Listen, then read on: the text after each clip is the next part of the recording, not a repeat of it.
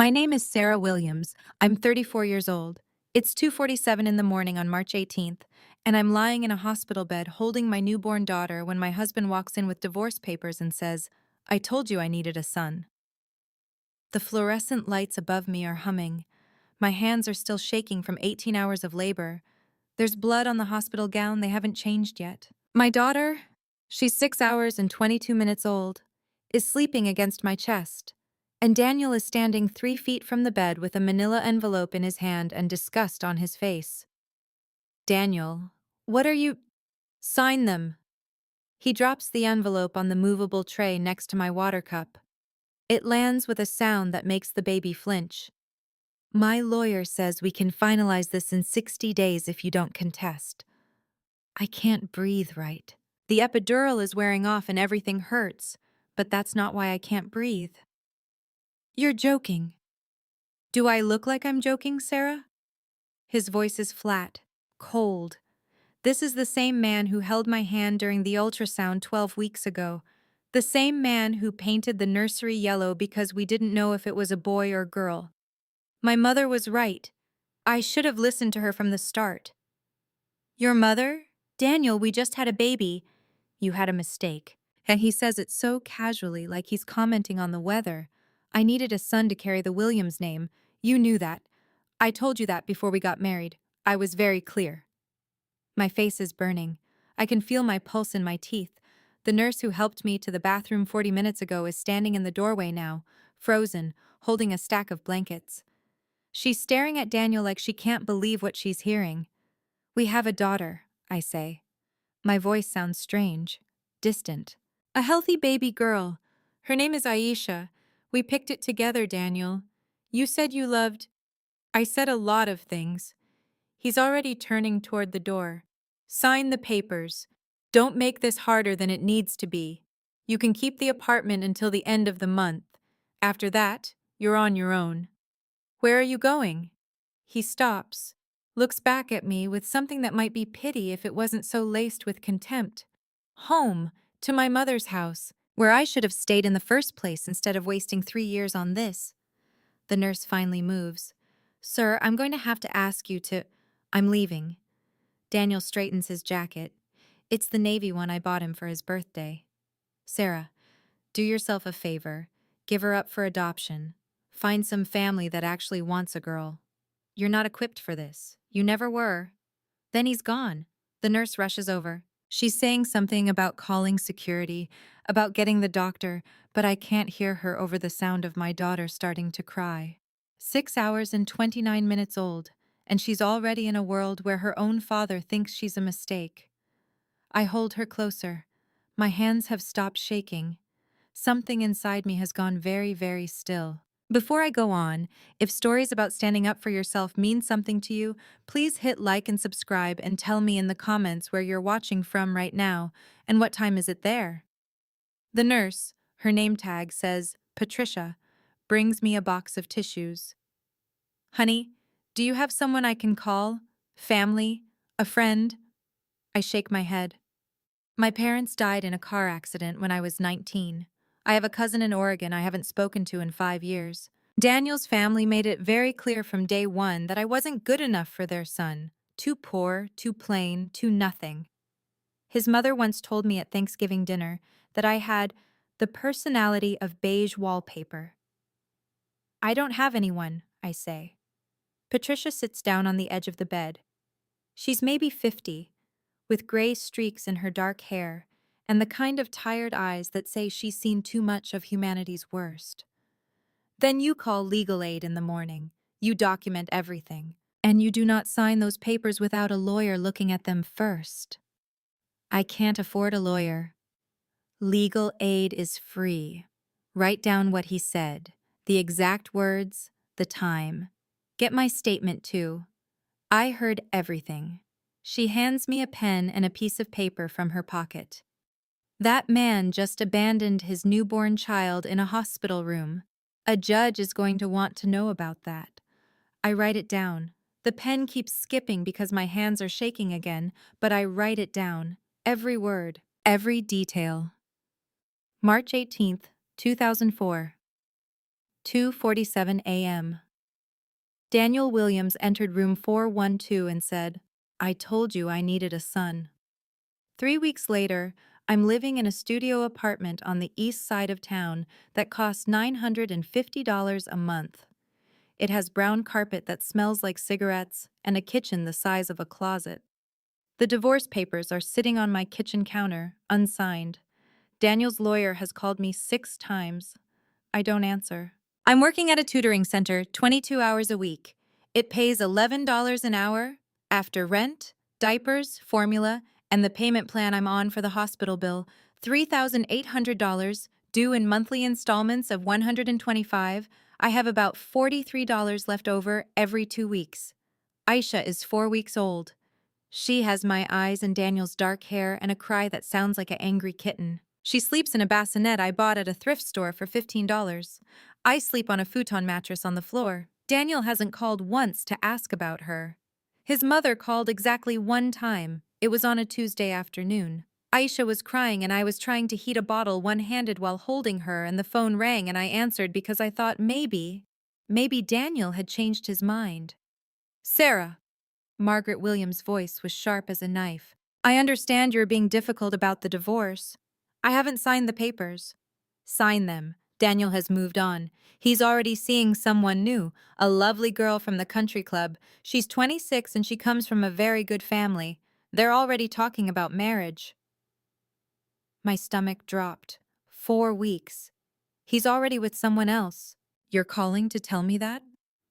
I'm calling to tell you that if you drag this out, if you try to take him to court for child support, I will make your life very, very difficult. Daniel doesn't want that child. Sign the papers. Walk away. Let him start fresh with someone who can give him what he actually needs.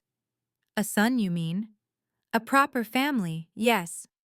She doesn't even hesitate. You were a mistake from the beginning, Sarah. Be grateful he's letting you go so easily. I hang up. Aisha is still crying. I make her bottle. I feed her. I burp her. I change her diaper. I sing her the same lullaby my mother used to sing to me, even though my voice keeps cracking. And then I do something I've never done before. I call legal aid. The lawyer's name is Monica Chen. She's 31 years old, works out of an office above a nail salon, and she looks at Daniel's divorce papers for exactly 4 minutes before she says, "He's trying to screw you." I know. No, I mean really screw you. There's no child support, no division of assets, no alimony, nothing. He's asking for a clean break like you two never existed. She flips through the pages. How long were you married? 3 years, together for 5. And you worked during that time? Part-time. I was finishing my teaching degree. Did you contribute to household expenses? I paid for groceries, utilities. I covered the car insurance. Monica makes a note. We're going to fight this. He doesn't get to walk away from his child with 0 consequences. His mother said she'd make my life difficult if His mother doesn't get a vote. Monica's voice is steel. He's the father. He has legal obligations. We're going to court. The court date is set for May 12th. Daniel's lawyer files a motion to expedite. My lawyer files a counter motion for full disclosure of assets. Daniel's lawyer files another motion claiming I'm being vindictive and using the child as a weapon. I'm not using Aisha as a weapon. I'm trying to make sure she has food and diapers and a place to sleep. On April 3rd, Daniel shows up at the tutoring center. I'm in the middle of helping a 7th grader with fractions when I see him through the glass door. He's wearing a different suit, charcoal gray, expensive, and he's with a woman. She's blonde, beautiful, younger than me. He doesn't come inside. He just stands there on the sidewalk talking to her, gesturing at the building. She laughs at something he says. Then they walk away. My student says, "Miss Williams, are you okay?" I'm fine. My hands are shaking so hard I have to put the pencil down. Let's take a 5-minute break. I go to the bathroom and lock the door and sit on the closed toilet lid and try to remember how to breathe. He brought her here, to my workplace, to show her what? How far I've fallen? When I come out, my manager, a kind woman named Ruth, who's been letting me bring Aisha to work in a portable crib, pulls me aside. Was that your ex-husband? Yes. The one who abandoned you in the hospital? I nod. Ruth's expression hardens. If he comes back, I'm calling the police. That's harassment, Sarah. You don't have to tolerate that. But he doesn't come back. He doesn't have to. The message was clear. He's moved on. He's happy. He's with someone better. And I'm here, living in a studio that smells like cigarettes, working 22 hours a week for $11 an hour, raising his daughter alone. The court hearing lasts 47 minutes. Daniel's lawyer argues that I'm unstable, that I'm trying to trap his client with a child he never wanted, that the marriage was a mistake from the beginning, and Daniel is being generous by offering to walk away cleanly. My lawyer presents bank statements showing my financial contributions during the marriage. She presents Patricia's witness statement from the hospital. She presents the timeline. Divorce papers served 6 hours after birth. The judge is a woman in her 60s with reading glasses and zero patience for nonsense. She listens to Daniel's lawyer for 12 minutes. Then she holds up her hand. Mr. Williams. Her voice could cut glass. Did you or did you not tell your wife, and I quote, I needed a son to carry the Williams name? Daniel shifts in his seat. He's wearing the navy jacket again. Your Honor, that's taken out of context. It's a yes or no question. I may have said something similar, but yes or no? Yes. The judge removes her glasses. You abandoned your newborn daughter because she wasn't male. Your Honor, my client was under extreme stress. Daniel's lawyer tries to interject. Your client is a father. Biology doesn't care about his preferences. She looks at the papers in front of her. Here's what's going to happen. You will pay $575 a month in child support until your daughter turns 18. You will maintain health insurance for her. You will pay half of all medical expenses not covered by insurance. If you want visitation, you can petition for it. If you don't, that's your choice, but you don't get to opt out of financial responsibility. Daniel's face goes red. That's outrageous. What's outrageous is serving divorce papers to a woman who just gave birth to your child. What's outrageous is calling your own daughter a mistake. Consider yourself lucky I'm not holding you in contempt for abandonment. She signs the order. We're done here. I walk out of that courthouse with a court order for child support and the knowledge that Daniel will hate me for this for the rest of his life. I'm okay with that. He pays the child support for exactly 8 months. Then the checks stop coming. Monica files a motion for enforcement. The court orders wage garnishment. Daniel quits his job at his mother's real estate company and starts working under the table. The garnishment stops. I take a second job cleaning offices at night. I work from 10 p.m. to 2 a.m. 3 nights a week. Ruth watches Aisha during those shifts. I pay her $20 a night, which is all I can afford. Aisha turns 1, then 2, then 3. Daniel never visits, never calls, never sends a birthday card. When Aisha is 4, she asks me, "Why don't I have a daddy?" We're at the playground. She's on the swings. A little boy nearby is being pushed by his father, and she's watching them with this expression that makes my chest hurt. You do have a daddy, I say carefully. He doesn't live with us. Why not? Because sometimes grown-ups can't live together anymore. Does he love me? I push her swing. Higher, higher. I love you enough for both of us. It's not an answer. She's 4. She doesn't push harder. But I know this conversation is coming again, and again, and again, and I'm going to have to figure out what to say. The truth? Your father didn't want you because you weren't a boy? No, never. She's never going to hear that from me. When Aisha is 7, I finally finish my teaching degree. It took me 6 years instead of 2 because I could only take 1 class a semester, but I did it. I get a job at a small elementary school on the north side teaching 2nd grade. It pays $31,000 a year. It's more money than I've ever made in my life.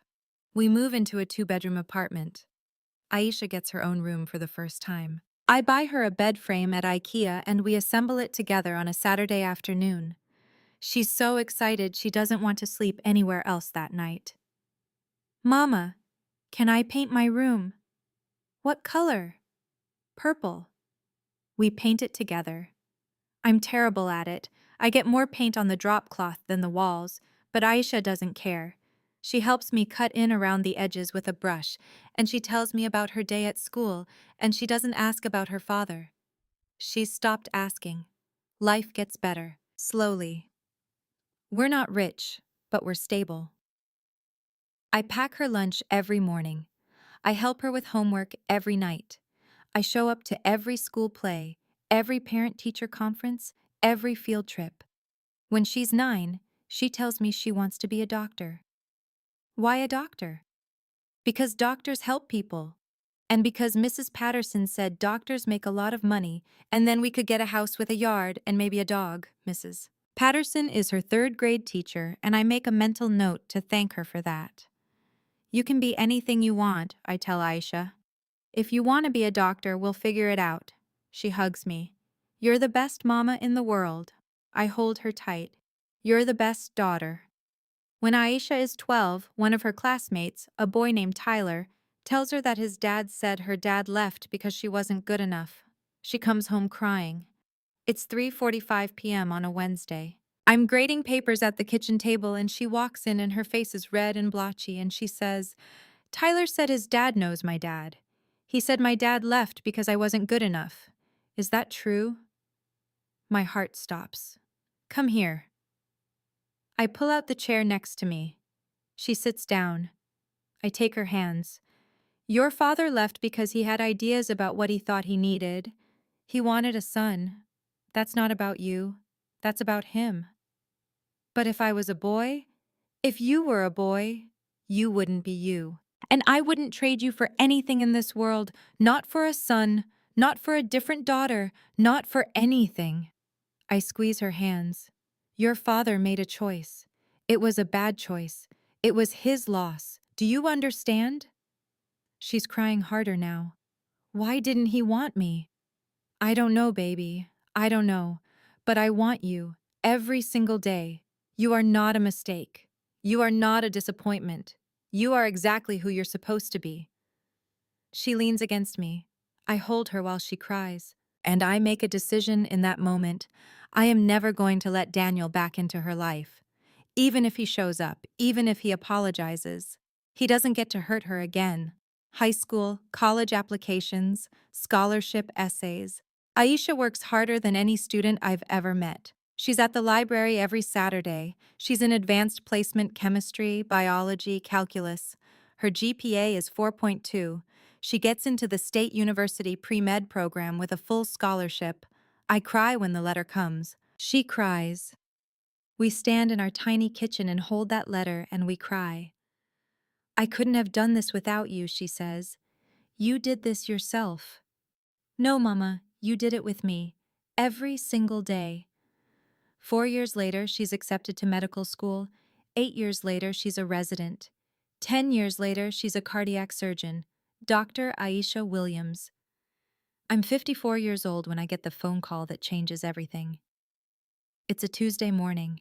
I'm in my classroom setting up for the day when my phone rings. Unknown number. Hello? Is this Sarah Williams? A woman's voice. Professional. Distant. Yes. This is Riverside Memorial Hospital. We have a patient here who's listed you as next of kin. Daniel Williams. The world stops. I'm not his next of kin. We've been divorced for 20 years. His current emergency contact information is outdated. We found your name in his wallet. He's asked to speak with you. Why? He's had a severe cardiac event. He's scheduled for emergency surgery this afternoon. A pause. He's asking for his daughter. My hands are shaking. What did you say? He's asking if Dr. Aisha Williams can perform the surgery. I sit down. The classroom spins. 20 years. 20 years of silence. And now he wants her to save his life. I need to talk to my daughter first. Of course, the surgery is scheduled for 2 p.m. We'll need to know by noon. I call Aisha. She's at the hospital, a different hospital across town. She answers on the second ring. Hey, Mama. Everything okay? Your father is at Riverside Memorial. He needs heart surgery. He's asking for you. Silence. Long, heavy silence. Aisha? I'm here. Her voice is very calm, very controlled. What do you want me to do? I want you to make your own choice. Whatever you decide, I support it. Another silence. Then, I'll do it. But not because he's my father. I'll do it because it's my job. Are you sure? I'm sure. I'll call Riverside and arrange the transfer. She pauses. Are you going to see him? Do you want me there? Yes. So at 1:30 p.m., I walk into Riverside Memorial for the first time in 20 years. The nurse at the desk directs me to room 804. I take the elevator up. My hands are shaking. My mouth is dry. Daniel is lying in the hospital bed, attached to monitors and IV lines. He looks old, gray hair, thin face. Nothing like the 31-year-old man who walked out of my hospital room with divorce papers. There's no one else in the room. No wife, no son, no family. He opens his eyes when I walk in. Sarah? The hospital called me. I know. I asked them to. His voice is weak. My wife. She left. Took our son. When I got sick, she said she didn't sign up for this. The irony is so thick I can taste it. You asked for Aisha. I heard she's a surgeon, a good one. He closes his eyes. I wanted to see her. Before what? Before I die. They said there's a 30% chance I don't make it through surgery. I stand there 3 feet from his bed, and I feel nothing. No anger, no satisfaction, just nothing. She's coming. She's going to do the surgery. His eyes open again. Why? Because she's not like you. At 1:55 p.m., Aisha walks in. She's in scrubs. Her hair is pulled back. She looks professional, composed, completely in control. Daniel stares at her. Aisha. Mr. Williams. Her voice is neutral, clinical. I've reviewed your chart. You have severe coronary artery disease, 3 blocked vessels. We're going to do a triple bypass. Recovery will take 6 to 8 weeks. Do you understand? You're really a doctor. I'm really a surgeon. I'm sorry. His voice cracks. For everything. I was wrong. I made a mistake. I need you to sign the consent forms. Aisha holds out a clipboard. Surgery starts in 5 minutes. He takes the pen. His hands are shaking. I don't deserve this. You don't deserve a lot of things. Aisha's voice is still calm, still professional. But everyone deserves medical care. That's why I'm here. She turns to me. Mama, wait in the surgical waiting room. I'll come find you when it's done. The surgery takes 4 hours and 37 minutes. I sit in the waiting room with terrible coffee and old magazines and the knowledge that my daughter is saving the life of the man who called her a mistake. At 6:32 p.m., Aisha walks out. She's still in scrubs. She looks exhausted. He's stable. The surgery went well. He'll be in ICU for the next 72 hours. Thank you. Don't thank me, I did my job. She sits down next to me. He's going to live, but he's going to need follow-up care, medications, lifestyle changes, someone to help him. He has a wife. He has an ex-wife who won't answer his calls. I checked. Aisha leans her head back against the wall. He was crying in the pre-op room, saying he destroyed his whole life for nothing. Did you talk to him? No. I sedated him. I laugh. I can't help it. It bubbles up from somewhere deep and I laugh until tears are streaming down my face. Aisha smiles. Just a little. Do you want to see him? No. Good. Neither do I. 3 days later, Daniel is moved from ICU to a regular room. The hospital social worker calls me. Mr. Williams is asking to see you and your daughter. We're not interested. He says he has something important to tell you.